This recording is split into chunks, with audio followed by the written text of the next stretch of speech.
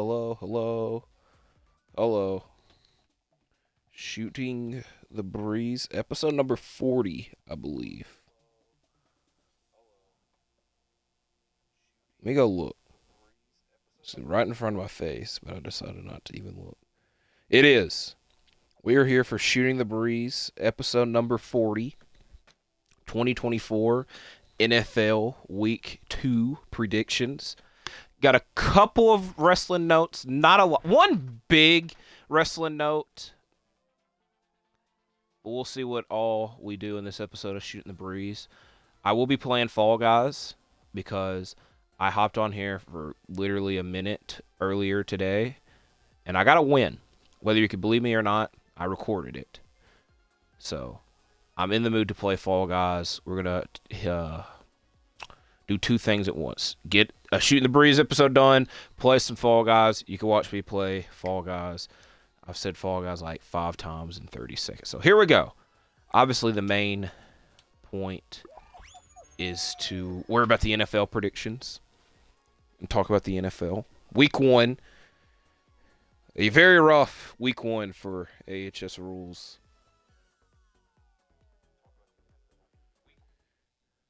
Fantasy. I'm in 3 fantasy football leagues. I don't think I want to talk a lot about fantasy football this year on the channel because it gets extremely confusing, but one of the leagues I won, the other 2 I lost.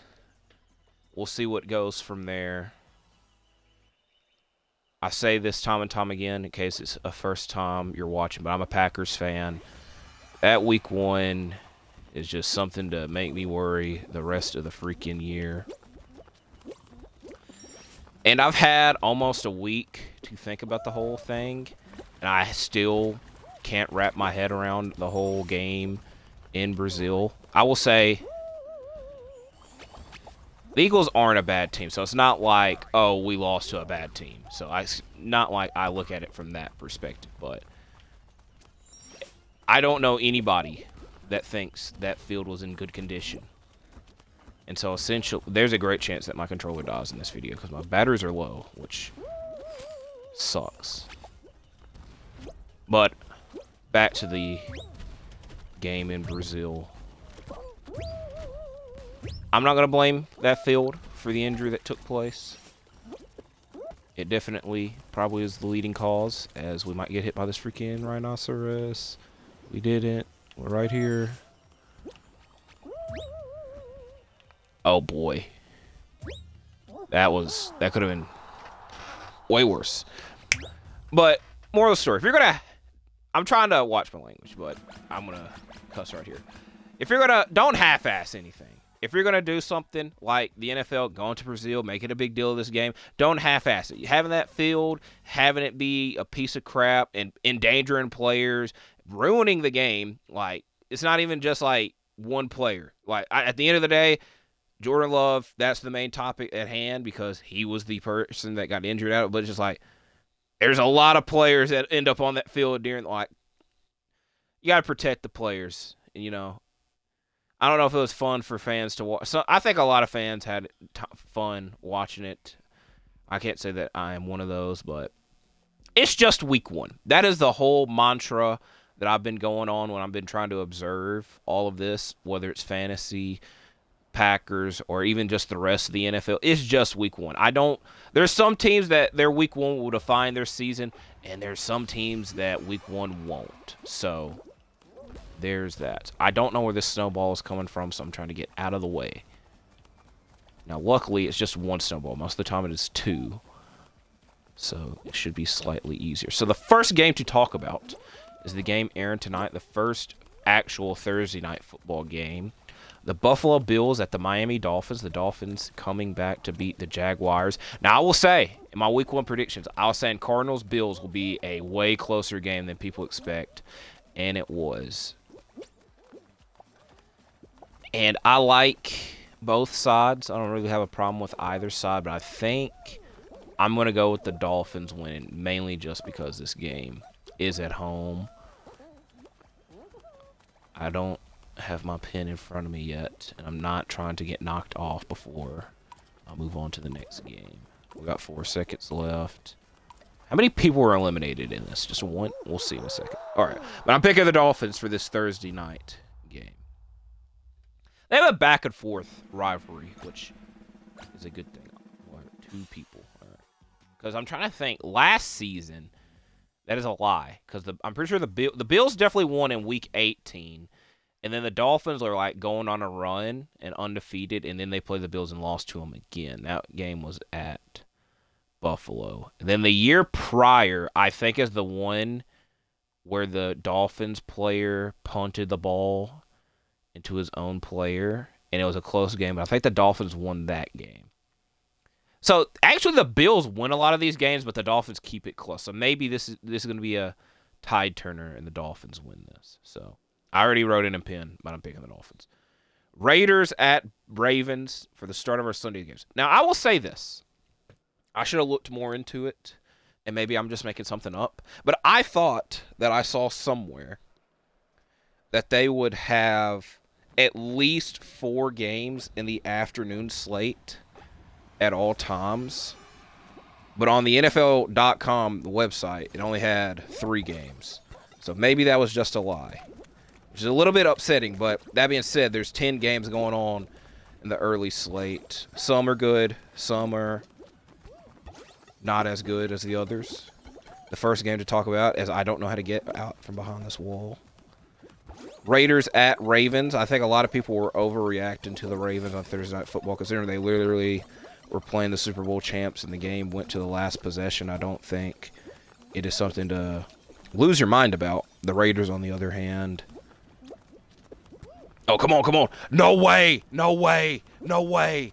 No way. Go, go, go, go. Please. There. Boom. That was close as hell. All right. I'm going with the Ravens. Bounce back game. Raiders, I don't know what position they will be in after this game, but I'm going with the Ravens. Next, Chargers at Panthers. It's going to be interesting because I thought the Chargers were going to be in a very weird position this year, and they won Week 1. Great chance they win Week 2. If they lose to the Panthers, at this point, there's like the saying in sports where there's a bad team. You just don't want to be the team to lose to them. That is very much the sake that the Chargers are going into this game with. So I'm going with the Chargers.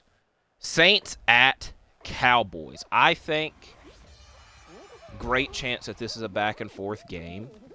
I was impressed by the Saints in Week 1, but a lot of people, again, and I'm going to keep speaking badly on the Panthers. I apologize, but I promise I'm not the only person that does that. And I'm not even saying anything bad. I'm just speaking the truth. Sometimes the truth hurts. But I was impressed by the Saints, but a lot of people were looking at it as like, oh, they just played the Panthers. It was not impressed, as one GSP would say. But Cowboys kind of had the same situation, but they were going against the Browns. I think that I am going to pick the Cowboys mainly due to home field advantage. Something tells me that this is going to be a close game. But I think I'm just going to stick and pick with the Cowboys, as I almost fell. I didn't. This is always the tricky part right here, because I always get hit by whatever is right here. And you can't really see it, as it's always the tricky part. So we lost game 1. But pick of the Cowboys. Next, probably the most anticipated match from the early slate. A rematch from the playoffs, the Tampa Bay Buccaneers at the Detroit Lions. I think a lot of people are going to pick the Lions, and I'm not going to be one of those people. I'm going to pick the Buccaneers. I was, again, impressed by the Buccaneers. Baker Mayfield, Mike Evans, Chris Godwin. Buccaneers are just kind of always a consistent team. And, you know, consistency is key. The Lions, they went to overtime. I will not lie to you. I'm not calling that game boring, but I did fall asleep. I had a long, extremely long weekend, so I can't really judge that game that much. But I'm going to go with the Buccaneers. Next, probably the one that most people are anticipating. Like, oh, I'm intrigued to see how he goes this way. Indianapolis Colts at the Green Bay Packers. Now, as of right now, I would expect Jordan Love not to play, as the MCL sprain recovery time is estimated 3 to 6 weeks. Something that is fingernail biting worthy of nervousness, but I've cut my fingernails recently, so I can't do that. There's a lot of rumors saying that he is doing everything in his power to play. And again, this injury, this scare, is just something else to worry me. Because I overthink and I overworry about a lot of things, so this is just going to be another one of those things.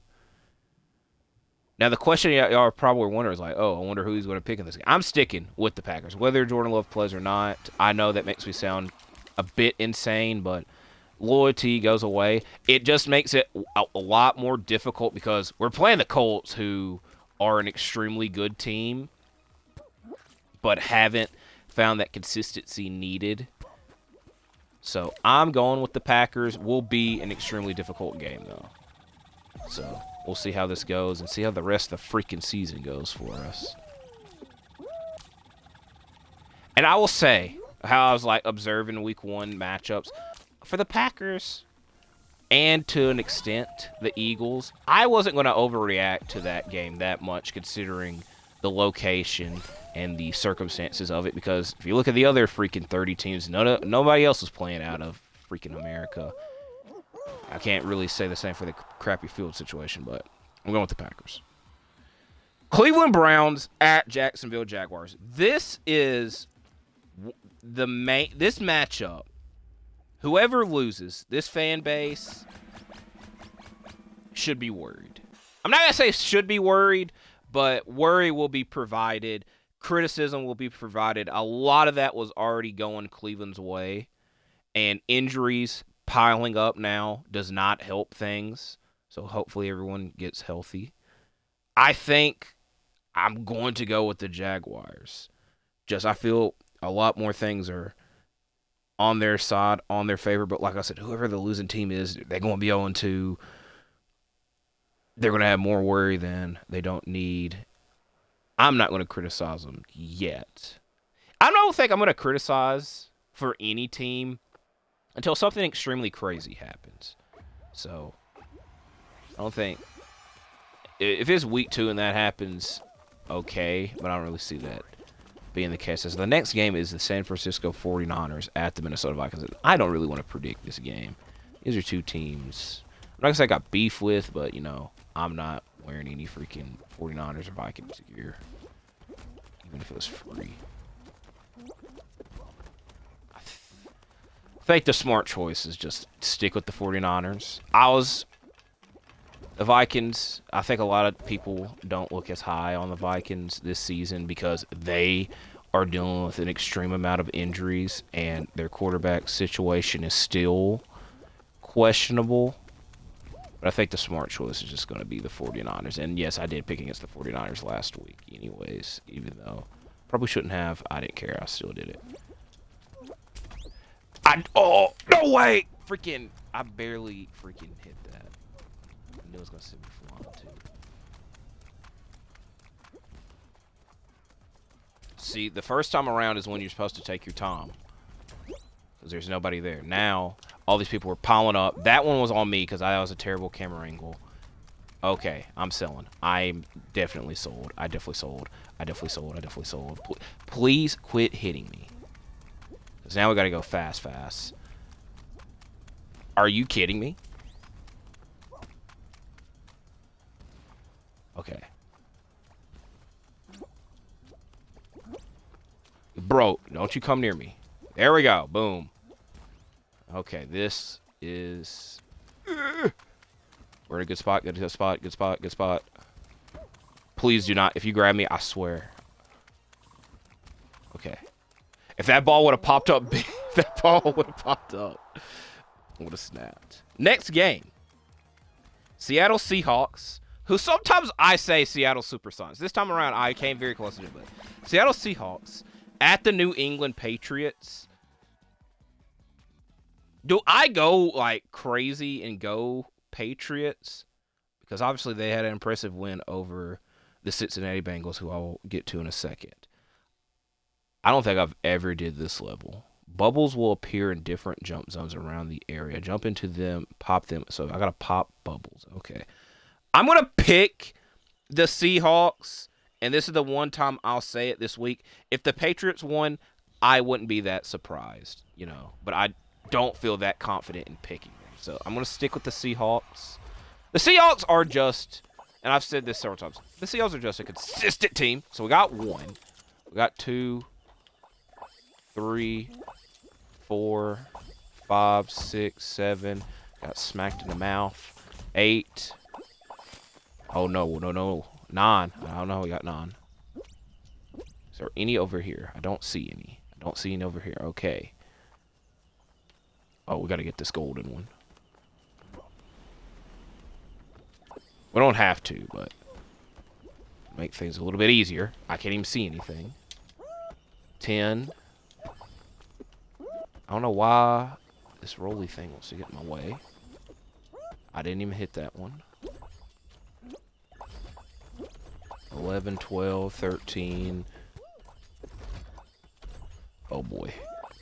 14. Come on. 15. Boom. All right. New York Jets, Tennessee Titans. I'm going to pick the Jets.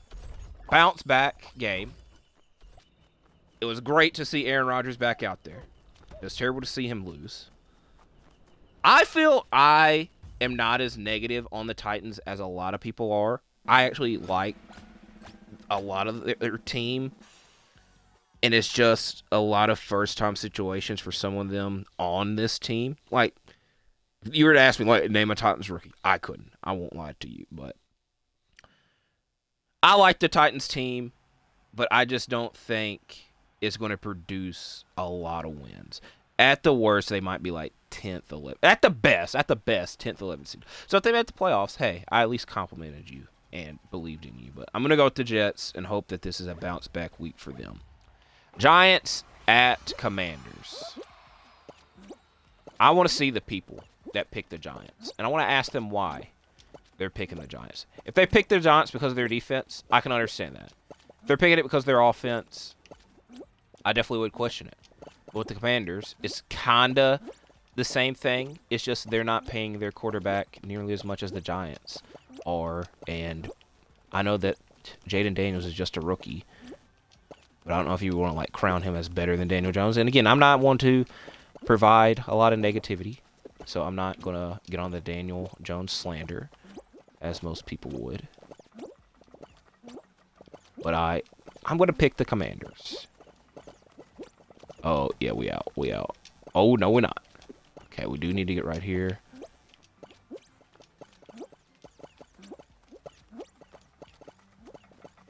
See, this one, you're supposed to jump on, but so many people are running around, it makes it extremely difficult because you can mess up, and then this thing's coming. You don't know when these things are going to pop back up. You don't know when these things are going to pop back up. You don't know when these things are going to pop back up. I'm asking you to pop back up. See, look, now they randomly popping up.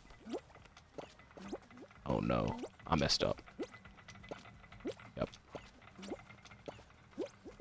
Ah! Bro. Oh, wait. Okay, we're out. I think 3 people just got out there. At least. All right, never mind. That's 2. Commanders. Now, we're in the 3 o'clock afternoon slate. Rams at Cardinals. Both teams had impressive performances in week 1. Did not mean much because they lost. I think this is more of a coin flip than more people would want to give. And I like the Rams. I'm going to go with the Cardinals. And I know next week when I have to talk about the freaking predictions, this is going to be the one where the Rams win. And it makes me look like an idiot. Next, in the potential Russell Wilson revenge game, I doubt that it is, but it's the Pittsburgh Steelers at the Denver Broncos. Nothing really that the Broncos did was yes, I'm going to pick them to win this game. So I'm going to go with the Steelers. As now, we probably get to the most anticipated matchup of the week. I ain't going to lie, that Buccaneers-Lions game is up there. I'm not going to say it's neck and neck, but it's definitely 2. But the Cincinnati Bengals at the Kansas City Chiefs, if you want to call this a rivalry, I think you can because they played twice in the playoffs in recent memory.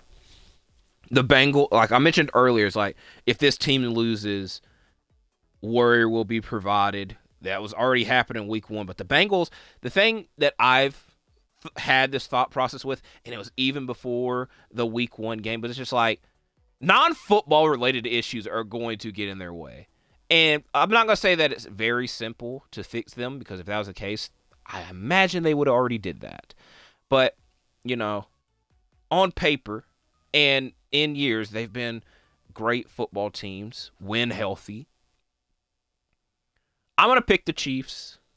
I think that is the smart choice.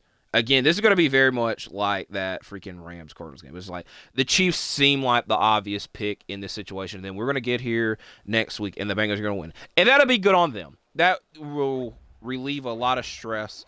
And it just seems that the NFL fan base is tired of the Chiefs, this quote-unquote dynasty. I don't like using that word because none of the team... you can't really call the Packers a dynasty at this moment because it's been a while since we won a lot of rings. But I don't like using that word because I'm never really talking about the teams that I support. But the thing that the people say about the Chiefs is like, well, the Bengals always give them the Bengals. And to Joe Burrow's defense, he ain't losing that last time they played against the Chiefs in the playoffs. If he would have had a bad game, then, but like, I don't know. I just made I made a good point, but did not support it enough. But to some people, this is a rivalry.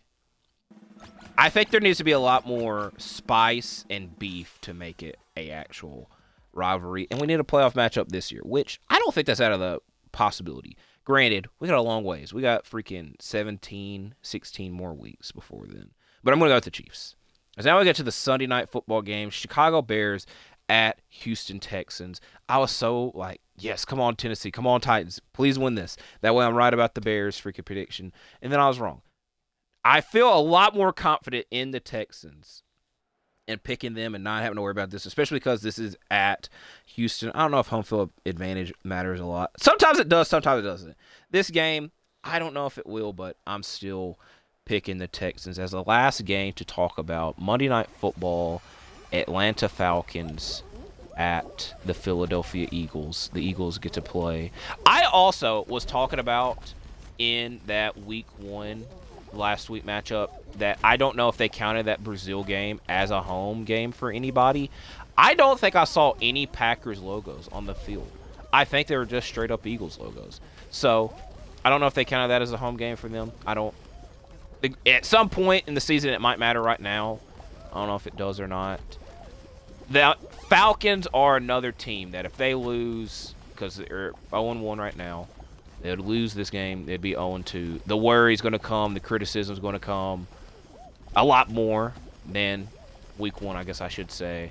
But I think I'm just going to pick the Eagles. And it's the last time I'll say it this video because it's the last prediction of the video. If the Falcons won, I would not be that surprised, but I think a lot is leading towards the Eagles winning this matchup.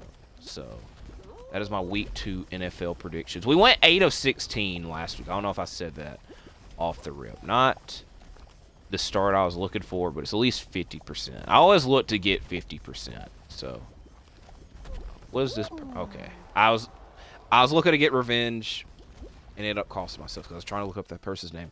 So we're going to do one more game as we quickly run through our wrestling notes. Note 1. Punk, McIntyre, 3, Hell in the Cell, Bad Blood. Not going to dwell on it too much because I made a whole Bad Blood video on Monday. Thing 2. This is an important thing for 2.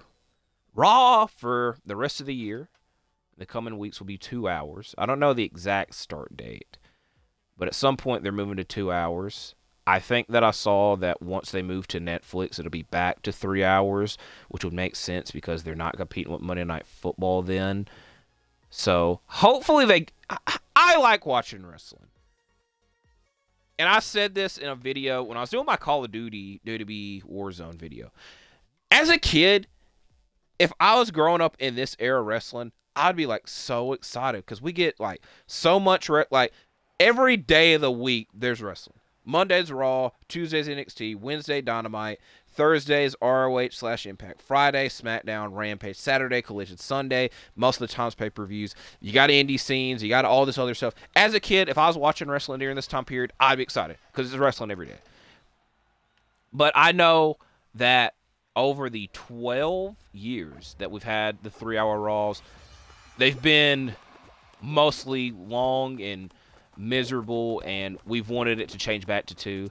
And I of the thought process that we finally are at an era and a time period where the 3-hour Raws are tolerable. So, and especially once we get to January. So everything that I'm saying in the grand scheme of things probably doesn't matter that much. But once we get to January and we're going to the Royal Rumble and we're on the road to WrestleMania, we're going to want these 3-hour, we're going to want as much loaded action as we could potentially get. So this 2 hours will be a test, but at the grand scheme of things, it might not matter that much, as I'm trying not to get hit by this lollipop looking thing. Do I go in this? Yes. Spinning around. So now we get to the other. I'm more than likely going to put this in the thumbnail and title of the video because this is shocking, exciting, and long awaited. But for Grand Slam, we are scheduled to have Bryan Danielson versus Nigel McGuiness, and also Darby Allin versus Jon Moxley. Now, when I talk about AEW, I try to talk about it in a positive light, but there's just like some things in AEW and mainly the fan base, but like some things that like bother me, and I address it, and I try to not come off negative. So I think what I'm going to say is going to be like mainly negative, but it's not supposed to be. It's not supposed to be taken that way, but it's just like, I'm glad we're getting Danielson and McGuiness. Something since 2009. I don't have the Glory by Honor DVD in front of me, where is the Final Countdown, their last matchup, but it happened.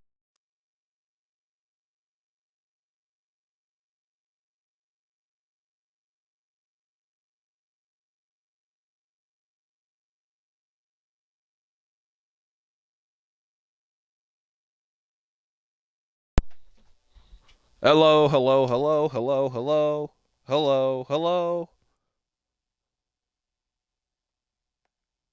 hello. Okay. I should have ended it in the last freaking game because the controller died, but those 30 seconds of silence won't matter in the end.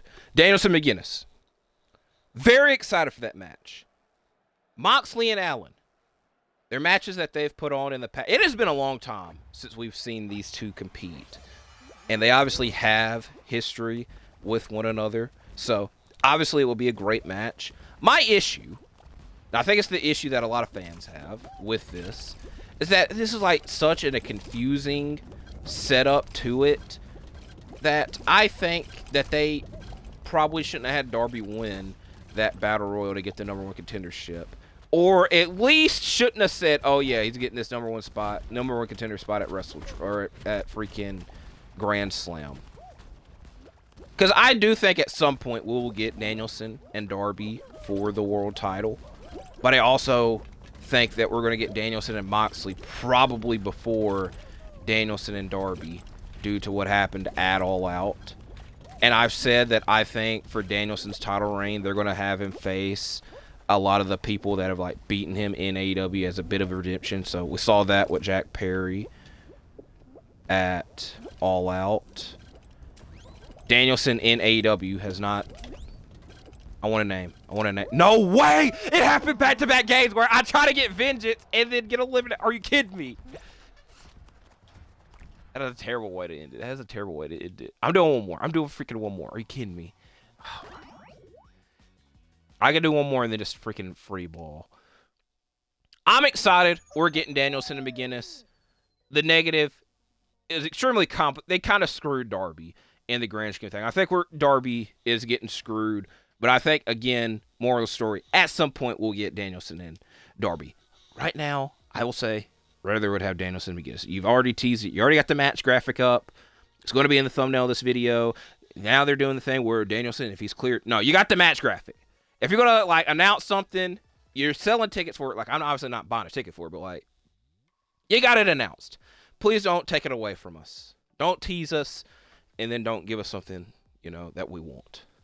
So this is the last game. I don't have any topics left on my paper to cover. We did week 2 NFL predictions, which is obviously the main thing with shooting the breeze. Now, can we end off on a win? It's the main question. I'm going to have to walk around my room. Now, can we end off on a win? All right. Let's concentrate. Do I leave this up? I don't want to. It gets distracted. Just please leave me alone, people. I've learned, like, anytime I've tried to, like, grab somebody to eliminate them or help them get eliminated, it's always cost me. So I stopped that a long time ago. This piggyback situation, it gets distracted. Like, look. He tried to piggyback. He tried to dive on me.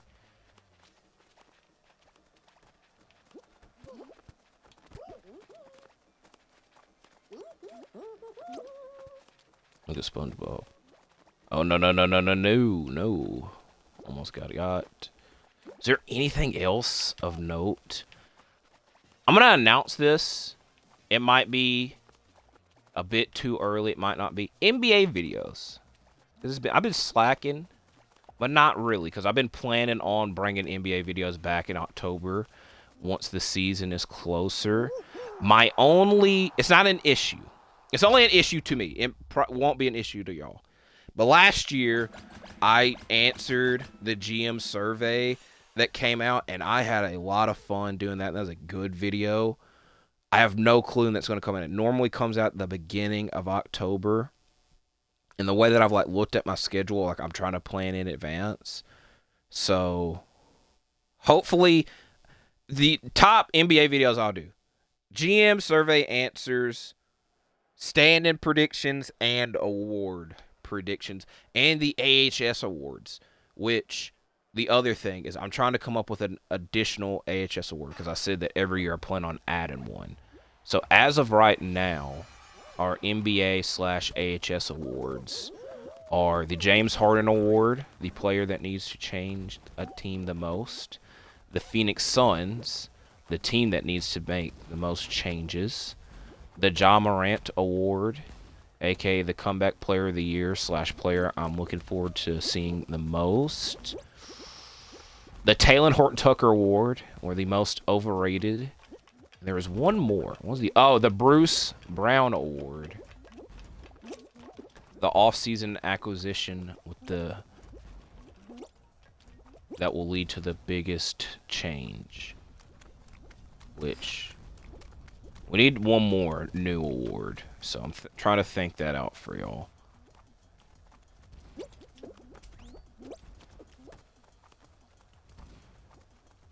I could get hit by that hammer and then it sends me flying, but oh, come on.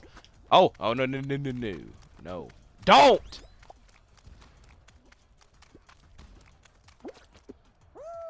All right, that was a good video. I'm going to watch this and root for this MF's downfall. Get a life. A lot triste. Bad things going to... Get out of here! Baba! Get out of here! That's what you get! Freaking... You want to learn something? Hands to your freaking self. That is the moral of the freaking video. That was a great way to end it. I'm glad I did... Look, am I upset I didn't win? No, because I got to win today. Glad that person did not win. So, that is a great way to end this video. I'll see y'all back here on Shooting the Breeze, number 41, for NFL Week 3 predictions. Enjoy your weekend. Enjoy these NFL games if you're watching. If there's any big wrestling events going on, it has slipped out of my mind this weekend. All right. SmackDown on USA debut episode. We'll be tuned in. I will be tuned in. So, if there's anything else of note, I'll comment my thoughts on it down below. Like I said several times, hopefully you enjoyed this video. You liked this video. You enjoy your weekend. You stay safe. You like and subscribe. And I'll see you in the next one. You see my fresh guy right there, because I'm out for now. Bye-bye.